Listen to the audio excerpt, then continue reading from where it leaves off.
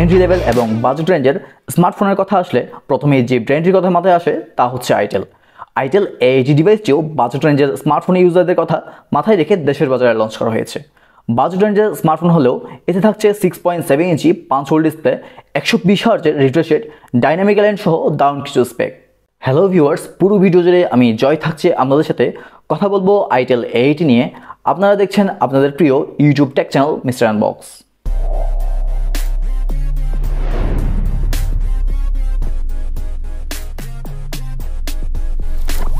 ডিভাইসটির একটি unboxing shot আমাদের চ্যানেলে দেওয়া আছে, চাইলেই দেখে আসতে পারেন।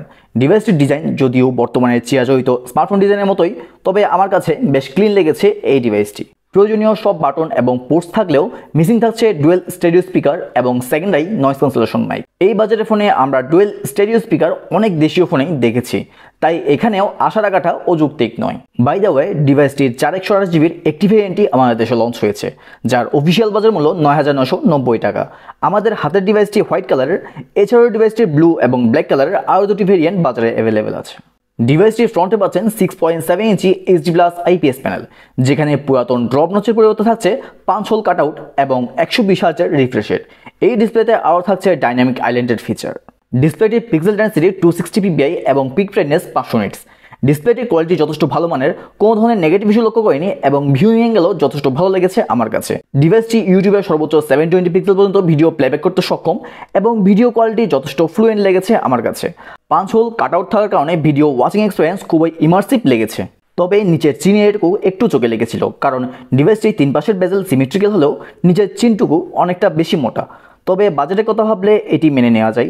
এছাড়া ডিভাইসটির 120 হার্জ রিফ্রেশ রেট ডিভাইসটিকে আরও একটি ধাপ এগিয়ে নিয়ে যায়। ডিভাইসটির প্রাণকেন্দ্রে থাকছে ইউনিসক T603 প্রসেসর। এটি একটি অক্টাকোর প্রসেসর এবং এর ম্যাক্সিমাম ক্লক স্পিড 1.8 GHz পর্যন্ত। এতে র্যাম থাকছে 4GB LPDDR4X এবং স্টোরেজ থাকছে 128GB eMMC 5.1। T603 মূলত একটি বেসিক প্রসেসর। একই প্রসেসরটি আইটেল A50 ডিভাইসেও দেখেছি, তাই A80 ডিভাইসে T606 বা T610 প্রসেসরটি আশা করতেই পারি। এই আপগ্রেডেশনটি A80 ডিভাইসের পারফরমেন্সে ভালো প্রভাব ফেলতে পারত বলে মনে করছি। ডিসপ্লেটির পারফরমেন্স নিয়ে বলতে গেলে, যেহেতু এটি একটি বেসিক প্রসেসর, তাই বেসিক সকল কাজকর্ম খুব অনায়াসেই করতে পারবেন, কিন্তু খুব বেশি মাল্টিটাস্কিং করা যাবে না। ব্যাকগ্রাউন্ডে 5 থেকে 7টি অ্যাপস রেখে চালাতে পারবেন, তবে এর চেয়ে বেশি অ্যাপস রাখলে কিছুটা ল্যাগ লক্ষ্য করবেন। এতে অ্যান্ড্রয়েড 14-এর গো এডিশন ইউজ করা হয়েছে, যেটি বেশ লাইট ওয়েট এবং এই ধরনের বাজেট ফোনে গো এডিশন ইউজ করলে বেশ ভালো ফ্লুয়েন্সি পাওয়া যায়। আরেকটি ব্যাপার হচ্ছে ডিভাইসটির 120 হার্জ রিফ্রেশ রেট শুধুমাত্র এর ইউএ এর ক্ষেত্রেই কাজ করে, অন্য সকল ক্ষেত্রে 60 হার্জেই চলতে থাকে। ডিভাইসটির গেমিং পারফরমেন্স নিয়ে তেমন বেশি কিছু বলার নেই, যেহেতু বেসিক প্রসেসর তাই ছোটখাটো গেমসগুলো অনায়াসে চালাতে পারবেন। ফ্রি ফায়ার গেমও চালানো যাবে, তবে কিছুটা টুইক করে নিতে হবে, এতে কিছুটা ফ্রেম ড্রপ দেখতে পাবেন। সিকিউরিটি হিসেবে এই ডিভাইসে পাচ্ছেন ফেস আনলক এবং fingerprint security. Fingerprint unlocking speed blazing fast না হলেও যথেষ্ট ফাস্ট আনলক হয়। ডিভাইসটির মধ্য দিয়ে আইটেলের বাজেট ফোনেও IP54 রেটিংয়ের সূচনা হলো।